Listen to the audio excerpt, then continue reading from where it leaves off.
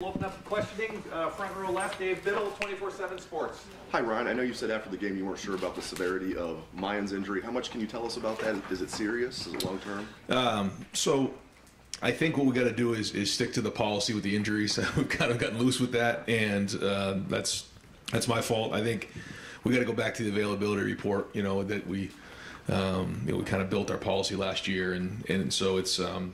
Because once I start going down the road with one person, then it goes to somebody else, and I just think that it's the right thing to do to protect the players.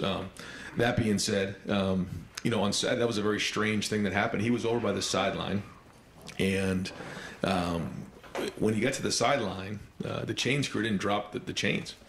So his hand and his arm got caught up in the chain marker, and he got banged up.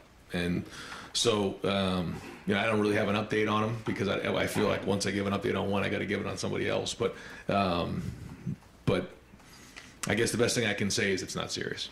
Quick follow-up on running backs. How obviously winning the game is the most important thing this week. How important is it to get Chip and Dallin some game reps this week if possible? Yeah, I want to get all those guys healthy. I feel like when Mayan's been out, Trey's kind of been out, and vice versa, and so we're looking for a full group in that unit because we're going to need these guys here down the stretch in November. So, they've done some good things, but, we're going to need them all. And to your point, it'd be really nice to get, Dallin and Chip out in the field and get them some work as well. But they've been practicing well, and they deserve to get on the field. But I'm looking forward to having all those guys ready to roll for us. Brian, can I interrupt you real quick just to follow up on that? Are they supposed to drop the chains there? Was there something that didn't happen correctly with the chain gang? Yeah. Anytime, somebody goes over there, they're there to drop the chain. So, and they put mine in a tough spot there. Yeah. Over here to the right, Dom Sperry, WVNS, 10 TV. Coach, the first playoff ranking comes out tonight. Will you watch it? Do you think the Buckeyes should be in the top four? I will not watch it. I'll be at practice, and if I'm not at practice, we'll be watching the film, getting ready for Northwestern. Do I think we deserve to be in the top four? Absolutely. Do I think it matters all that much right now? No. What matters is beating Northwestern. Deep right, Jeremy Birmingham, Rivals.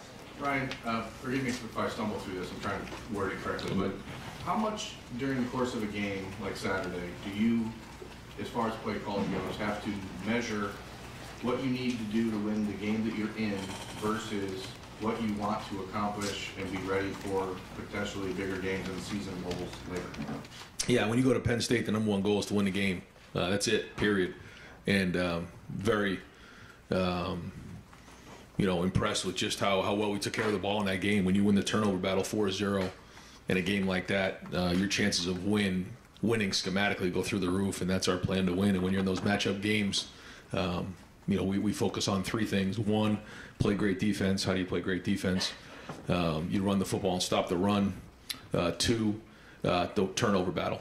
And three is scoring touchdowns in a red zone. Four is special teams and winning the special teams battle. So there were some areas I thought we did a really good job of, some other ones that we got to clean up. But no, I mean, when you take care of the ball the way we did and then turned it on in the fourth quarter, I thought that was excellent. There's some things certainly we want to clean up and do better, absolutely. And at the end of the day, it comes down to execution.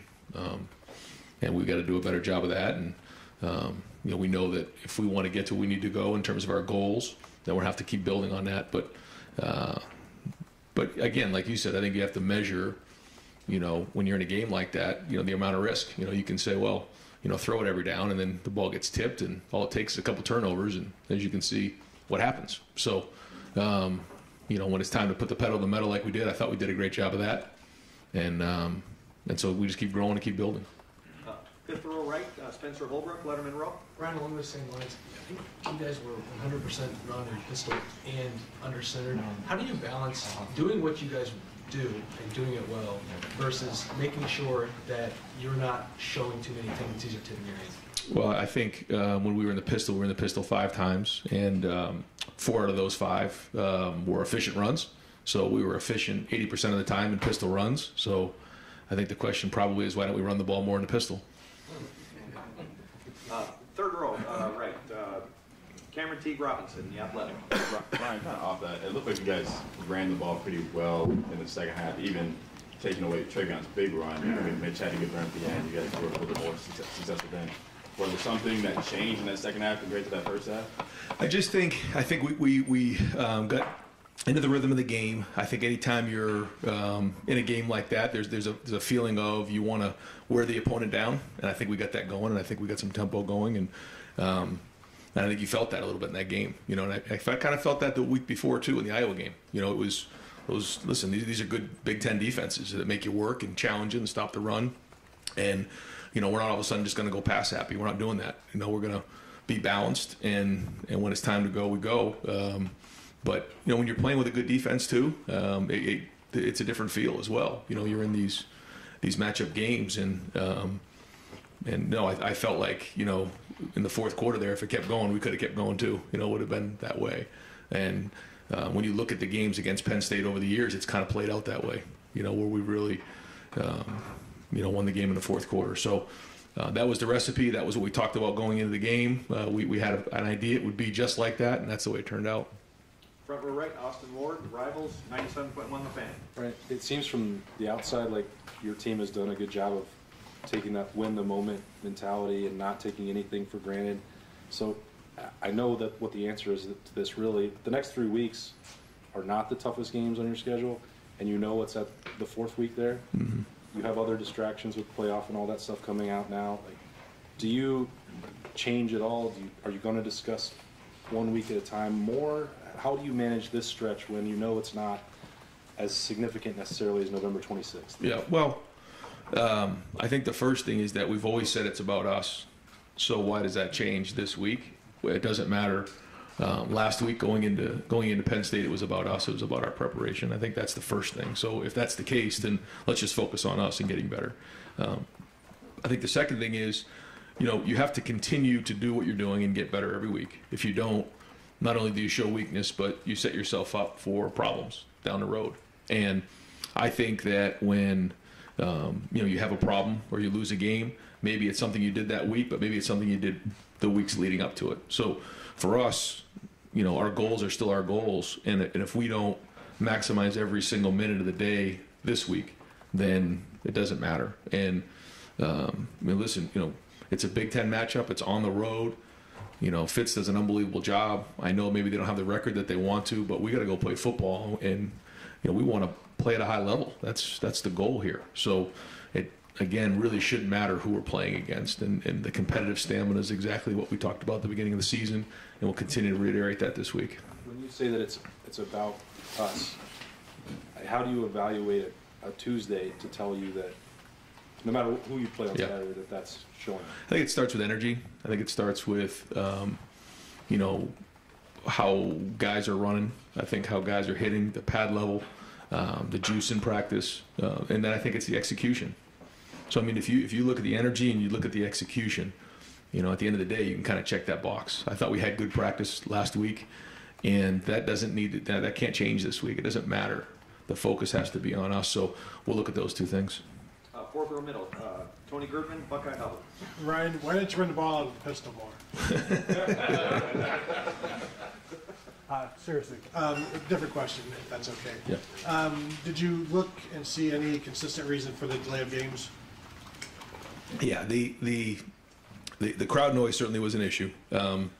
In the red area, we were trying to check a couple plays, and because of all the communication issues right there, we could have done it a lot faster. One of them early in the game, I checked the play, and I shouldn't have done that early. It was loud, it was crazy, so that's on me. On the false starts down there, which seemed to be more of the issue than it was the delayed game. What was happening was, you know, we were tapping the center once we were ready, and then Luke would give the indicator, and then we'd snap the ball. Well, on both of those plays, the nose guard jumped off sides. Well, Cade Stover's looking down at the ball to see when he's going to, you know, go block the linebacker who's blitzing off the edge in a zero pressure.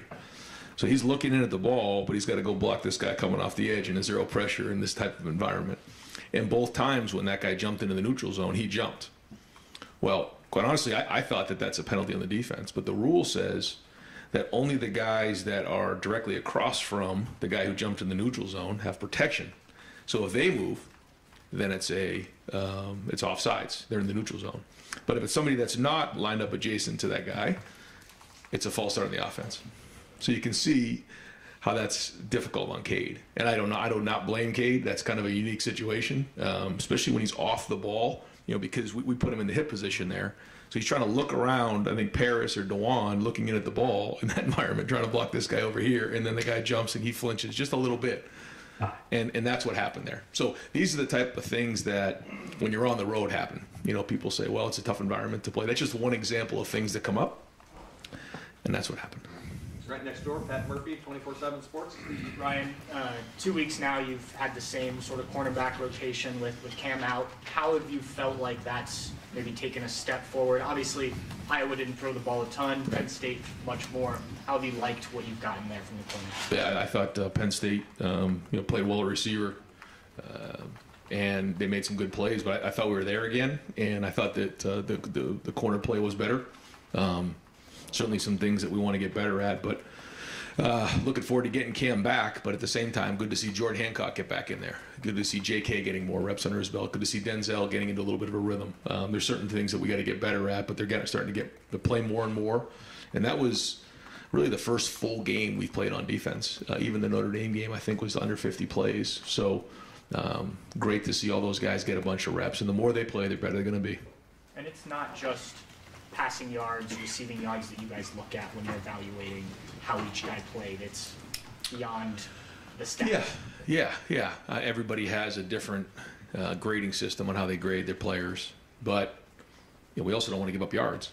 So that's something we look at too. We're proud in what we do, but if you're there and a guy makes an amazing catch, you get a minus. If you're there and you get beat by 2 steps and a guy drops it, you still get a minus. So you have to make the play, and so I think if that's what you mean, like in terms of yards or what's going on in the game, we still grade it according to what we see. Right next door, Andy Andrews, Buckeye Sports Bulletin. Yes, Ryan. It seems like some of the more outside hitting runs were a bit more efficient in the start of the year. Travion's big run came on a run that hit right up the middle on Saturday. Is it something that defenses are doing different, or a difference in execution? What's made that difference? I think when you look at each of them, they're a little bit different. Each style of team that we play has a different style up front. There were certainly some runs that we could have blocked better. There were some runs that were blocked very well. So, we just got to continue to work at it and swing at it and get more efficient at it. But, there's nothing in there that's just glaring like, oh my God, we can't run the ball outside, or we can't block these guys, or, we can't read the hole. It sounds kind of like loser talk, but it's true. It was kind of one guy in each play, but that's how it works in football. And so we can clean it up, and we have to clean it up to get more efficient early in the game, because that's when it's at its hardest, especially the first down. That's always the hardest. Once we get going, usually we do okay.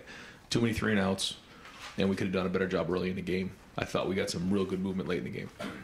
Second row left, Stephen Means, Cleveland.com. Obviously, you guys have had a lot of success when you guys go tempo, especially that last drive. I think when TJ hits Marvin, hits Mecca, and then you guys scoring that. But you can't do that every time, obviously. What are you gauging when you want to go fast like that versus when you want to slow things down and maybe be more check with me? Well, I think it's a tool. And I think you've seen when we've kind of relied on that all the time, then we get into a situation where short yardage, red zone, different situations, we come up a little dry. When we don't have that, then you can get a little stagnant. So having the ability to change tempos, get in and out of personnels, do those types of things are tools that you need to go win these games. And in that moment, you saw a lot of different things that on offense we did. We were spread out, we were throwing it, we got into big sets when we had to, 4-minute goal line. We had a 3rd down and 1 that we didn't convert that, I still haven't gotten over. But I think you're seeing a little bit of that diversity. And so I think it's the most efficient when you use it as a tool and a change-up, then it's something you do all the time. Third row left, Dan Hope, 11 Warriors. Ryan, Tyleek Williams played, a bigger role on Saturday. He made some big plays. Is there something you saw from him maybe in the week leading up to that trusted you guys to play him in a bigger role? Yeah, well, we played 80 plays on defense, so anytime you play that many, we're going to rotate anyway, so he's going to get reps. But I thought he's been practicing better. You've heard that come out of the defensive room. You've heard it from Larry now that he's been practicing better. And then the fourth down play that he had was excellent. The sack that he had was excellent. I think that Larry did a nice job in that game of rotating those guys, especially when they were playing with a little bit of tempo, play 4 and 5, wholesale change, 4 fresh bodies, sack. I mean, I think that makes a huge difference when you can do that. And Tyleek is very talented, but I think he's really learning the game more and more every week. But I think that whole room had a great day. But one thing I recognized after the first third down catch to Marvin on the sideline, I think Tyleek was right there with Teron and those guys, and they were like pointing first down, and they were like up on the sideline. There was just a great energy on that sideline, and they were leading the way on it. And certainly, you saw what those guys did, but it started with their attitude, and that makes a difference when you're on the road, when you're positive and you're leading.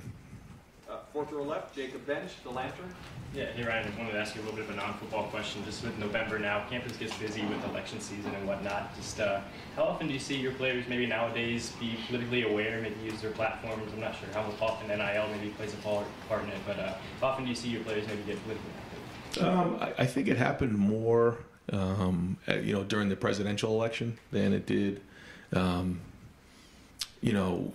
between. And I think maybe more in the off season than during the season. But our guys are very educated and they have strong opinions. But I think the thing that's great about the game of football is you have guys in that room from all kinds of different backgrounds. You have guys from the islands. You have guys from different parts of the world, Australia, Germany, Seattle, the West Coast, East Coast, Texas, Florida. You got guys from the farm. You got guys from inner city. You got guys from country clubs, all over the place. But they're all in that room together with all kinds of different backgrounds. But I think the thing that I've really learned to appreciate is they really do appreciate where other guys are coming from, whether it's political beliefs or just backgrounds in general. And they do share. And I think it's neat. I think that's what's special about the game of football. Deep left, Justin Holbrook, WCMH. Going back to Cade, you mentioned him picking up the 0 block for pass. He did a double block with Trayvion's touchdown, and he was rewarded with the touchdown. I know that's the goal of the tight end, to do all three, but to see him do all three and do it well, even after a couple of missed bubble screen blocks, what does that show about him and his season that he's had? Listen, Cade, it was unbelievable on Saturday, and you saw his play. He had 78 yards catching. He had the touchdown. But his blocking on the touchdown, I mean, he took 2 guys, like you said, on the backside of that zone play. But it was his leadership on the sideline. I mean, he never wavered. He was right there. He's been like that all along. And, for us to get that turnover with JT, come back, throw it to him, and then him break those tackles, it was just kind of one of those things where you're like, okay, this all makes sense right now because he deserved that moment after all the hard work that he's been through. And he does a lot of the dirty work, the tight ends do. He embraces that, but he has a lot of versatility, and it's making him more and more valuable every day. And he's become more and more of a weapon. I thought he was a mismatch against a linebacker in that game, and I think CJ found that matchup several times. So, he's blocking at a high level and running routes at a high level, and like you said, he can protect. So you can do those 3 things. Any team in America is going to want you. Deep left, Brendan Gulick, Buckeyes Now. Coach, I'm thinking back to the last 3 games that were tight in the fourth quarter. Obviously, Penn State, Notre Dame, and Utah. And CJ's performances in the fourth quarter of those games, I mean, not only has he not turned the ball over, he's hardly thrown an incomplete pass. Is there something about the way when you watch him during the course of a game, like, does he have a different look in his eye? How does he lock in for big moments when the spotlight's the brightest? Because he seems to perform well. Every game is its own season. Every game is its own story. And here, not every game's the same. What I mean by that is, there's games where, our guys aren't playing in the fourth quarter. It's just the way it is. Not that we prepare for that, but that happens that way. Then there's games where we know it's going to be a 4-quarter battle all the way to the end. And, we got to play that way. And I think for CJ, understanding that the number one thing is winning is something in the offseason that he's embraced. And that doesn't mean throwing for X number of yards, although it happens naturally. He ended up throwing for 350-something yards. What was he, 26 of 33, and played unbelievable in the fourth quarter. But I mean, he took care of the football.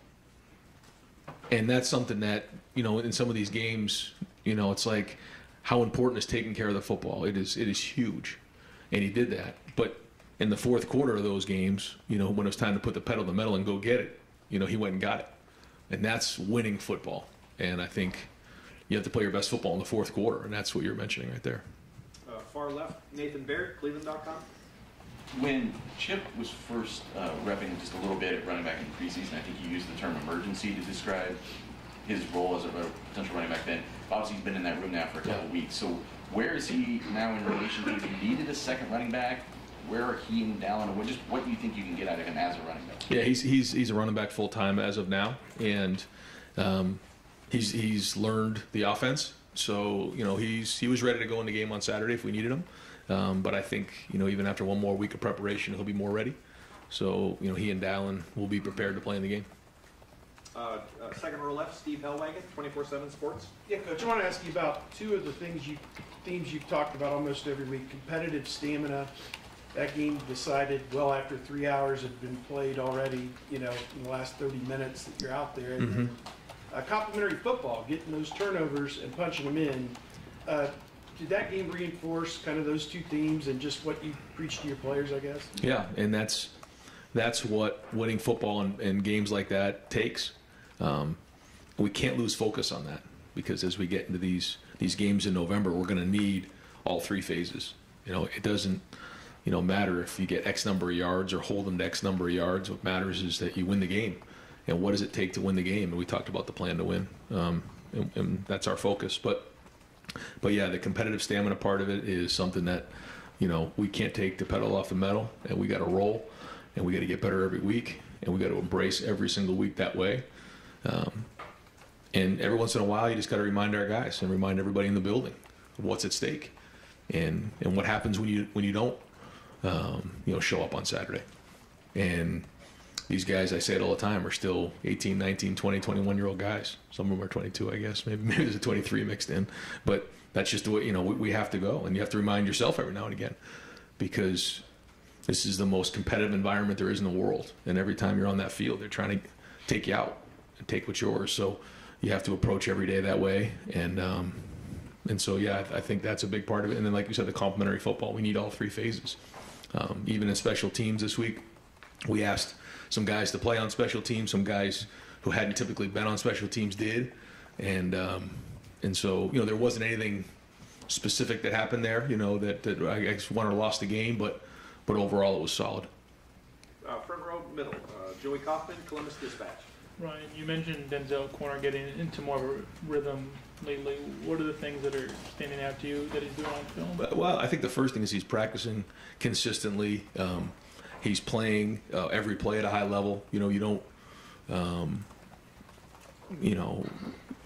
when you have an injury like that, it takes you out for a little while. You have to get yourself back into playing shape, and I think he's doing that. And I think his feet are moving well. I think he's covering. I think he's, now has, I guess for him probably 6 games or so under his belt playing in the system. So I think when you add all those things up, you're starting to see him get better and better. Far right, Kellyanne Stitz, WSYX.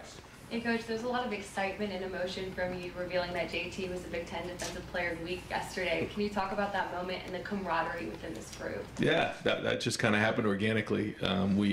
We do our champions meeting every Sunday. We go through the things that we talk about that are important on offense, defense, and special teams on a Tuesday, which we'll be doing here at 2:30. We review that to see if those things get done. We go through the plan to win to see what we did in the plan to win, what we need to do better at. And then we recognize those who are champions. And it's a big deal to grade out a champion.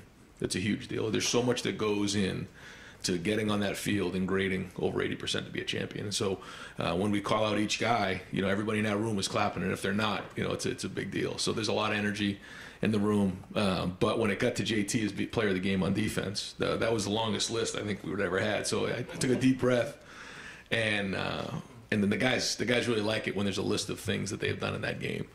And so, we were just going through it, and the guys were into it, and you could just feel it getting bigger and bigger and bigger, and it was just one of those things, and the guys went nuts. And certainly, one of the most historic games, I guess, in college football. I guess that's not an exaggeration to say that because of what he did. So it deserved that type of excitement. Right next door, Clay Hall, WSYX. Are you still hopeful JSN could play for you this season, including the postseason? Absolutely. You are? Yes. If he can't go, given the productivity of what you have now, can you achieve your goals without him? I think we can. But at the same time, we'd love to have him back, as I'm sure you can imagine. But, this team is working hard, and, that's why we build depth, because you just don't know. And I'm sure that there's more adversity coming our way. So, we're going to rely on our leadership, and we're in November now. So you just never know what's coming. And I think we've built up some hardness to us, and we got to keep building on that as well. Second row right, Bill Landis, Rivals. Ryan, we've talked to you a few times about how sometimes you have to separate result from process. And you said, you ran the ball every time out of pistol, 4 or 5 were efficient. Is it still good process to do anything 100% of the time, whether that's throw or pass, out of a given formation? If it's working, yeah. Yeah, I mean, I think what you have to do is you always look to see, why are you doing something? When you put the back in the offset, well, you give away everything. You can only really run so many things, right? Or the protection's going one way. So almost every defense is based on the offset of the back. The minute the back goes back there, everything's equal again. And they don't know if you're running right, they don't know if you're running left. Now they can play a little more downhill, but then as you can see in the Iowa game, we lined up back there. We got a huge touchdown play probably because he was back there, and they thought it was a run. But now, if you're looking at the numbers and you say, well, every time you're in a certain formation, you're not getting anything out of it, yeah, move on. I think Trey does like being back a little deeper. I think that gives us something, and it forces defenses to play more honest. The runs hit a little harder downhill. So we take all those types of things into consideration. I don't think the concern about that maybe the fan base has is why do you get in the pistol? I think it makes sense, everything you just explained. I think it's more, why don't you, there was no play action pass at a pistol. I know, but if you're 4 out of 5 efficient, then what's the problem? Well, I think half of your plays under center were negative or 0 runs. No, one of them was. From under center? Oh, no, the one from under center was very well blocked, and it was a really clean play. So that's not the reason why, is because we line up in the pistol that teams are ganging up on one way or the other. So I don't quite understand any of that. So the inefficiencies running the ball the last 2 weeks, how much of that, you wouldn't attribute any of that to perhaps tipping your hand by formation No. in terms of your play No, not at all. Okay. Brandon Stewart, Doug Lamorese, Cleveland.com.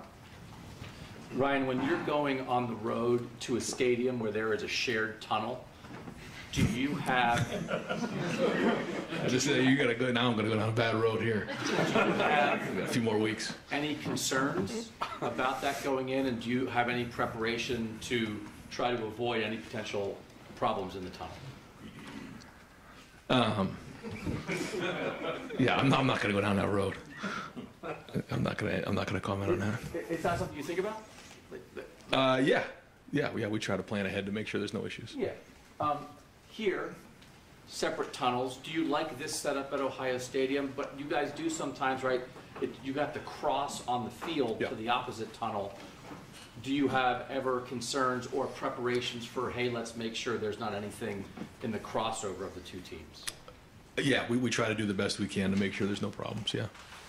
Is that, I mean, obviously, it's their thing, you don't want to get involved, I understand that, but, it's not great for college football when you have stuff like that. Sometimes there are logistical things that the logistics can contribute to situations sometimes that you didn't build the stadium, but you have to deal with the results of it, right? I mean, it is something, it must be it crosses your mind at times to prepare for every contingency. Yes. I get it. I just don't want to go there. No, I understand. No, it's a little hot right now. No, yeah, they're good questions though. Front row middle, Bill Rabinowitz, Columbus Dispatch. It's really tempting to follow up on that. I will. We know Northwestern's had its troubles, but they have a really good offensive tackle, and so do you. We have two of them, but specifically on Paris Johnson. Skronsky's really good for them. How well has Paris played for you? Well, I think he's getting better every week. I think that he started off moving from guard to tackle, and the more he plays, the more confidence he gets. You know, I know he's, you know, all those guys want to get better in all areas. You know, the run, the protection. You know, as we start to get against better and better players, you know, the challenges become more and more. And then, you know, playing that way for 4 quarters, I thought that he played well in the fourth quarter. Looking back, I thought that the protection was excellent, especially in the fourth quarter. That first drive that CJ hit Marvin on the big dig there, like at 15 to 18. I mean, they had a lot of time right there, and that's a long time to hold blocks. And you know, Paris is a big part of that. So I think he's getting better. He's nowhere near where he wants to be, but the more game reps he plays, the more comfortable he's getting. Giving up a sack this year? I don't know. No. And final questions, front row right, Tim May, Letterman row on 3. Yeah, by the way, did you ever get caught in the Sumner Tunnel on your way to Logan? What's that? Did you ever get caught in the Sumner Tunnel on your way to Logan? Absolutely. Running late? Yeah. Yes, oh yeah. Yeah, so you know the tunnel. Is there a calm and a clarity and maybe even an enhanced accuracy with CJ, with the game on the line in these third and fourth quarters? It seemed like it was that case again on Saturday. I mean, there's something to call a play, but to throw strikes like he did on that like 3rd and 10 and into Mecca. And I mean, what have you noticed about him that's special, and does it even hit you in the moment that this guy has stepped up a notch? You know, I don't know how else to say it other than, you know, like you said, he's got that look and he's got a feel. In that moment, he had it in that game. You know, I don't think, you know, he's done anything extraordinary, but that's something that I studied for a long time a few years ago. Is like, you know, when they say guys are playing clutch, they're not all of a sudden playing better than their best. They're just being, you know, you think about Michael Jordan, LeBron James, Reggie Jackson, you know, the whole Roy Hobbs myth and all that stuff. It was, people all of a sudden just don't do superhuman things in those moments. What they do is they go back to their level of training. And I think that's what he's done. You know, he just sticks with his reads. He keeps it simple. But that moment doesn't get too much for him. You know, he's able to stay even-keeled, and he doesn't press. But at the same time, he knows what's on the line. And, you know, I think he likes saying, hey, jump on my back, I got this. And you feel that. You know, it's like in those moments, you just get out of the way and let him go play. I play the second round. It started now. Let me ask one quickie. Cade Stover, when you were sitting there in June, here in June, did you see this coming? I mean... Well, this started back a couple years ago when he and I both sat down and shared my thoughts on what I saw. I don't know if he believed it or didn't believe it, but then he jumped in with 2 feet, and we knew it was going to be a couple-year investment. It's the same thing that G. Scott's going through right now. Joe Royer's going through right now, all the tight ends. And then there was a point where he wanted to have more of an impact on the team. So he wanted to go play linebacker in the Rose Bowl because he felt like that's his mentality. Did that. And I thought he brought a level of an edge to that whole bowl practice because he was there. And then you know, he had to embrace doing that same thing on the offensive side. Because on defense, you just feel like you can be a little bit more of, you know, your inner self over there. But he then took that approach to offense, and now you're seeing what he can do. He was a very good basketball player in high school, very good athlete, tough. And now all the time he put in is now paying off, and you're seeing the best version of Cade. And it's yeah. Do I know he would be like this? No, but I didn't have any expectations either. But I knew what he could be, and yeah, he's a special player. Coach, thank you very much. Thanks, guys. Thank you, Ryan.